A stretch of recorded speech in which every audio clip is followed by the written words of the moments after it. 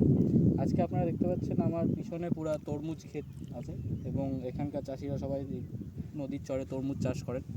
তরমুজ যখন লাগানো হয়, তরমুজের ক্ষেত্রে মেন যে সমস্যাটা হয় সেটি হচ্ছে গোড়া পচে যাওয়া।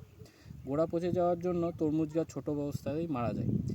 এই রোগের জন্য চাষিরা বিভিন্ন ক্ষেত্রে বিভিন্ন রকম ওষুধ ব্যবহার করে থাকেন, অনেক নামি দামি মলিকুল, অনেক কেমিক্যাল ফাঙ্গিসাইড ইউজ করেন, কিন্তু এই বালি জমি হওয়ার কারণে সবসময় সমস্ত ওষুধ কাজ করে না। গোড়া পচার জন্য যদি আপনারা তরমুজ চাষ করছেন এবং আপনাদের নার্সারিতে বা আপনাদের এই নদীর চরে যদি গোড়া পচার সমস্যা লেগে থাকছে, সেক্ষেত্রে ট্রাইকোডার্মা এবং সিউডোমোনাস ট্যাঙ্কিতে 150 গ্রাম এবং 150 গ্রাম করে মিক্স করে আপনারা গাছের গোড়াতে ভালো করে স্প্রে করে দেন।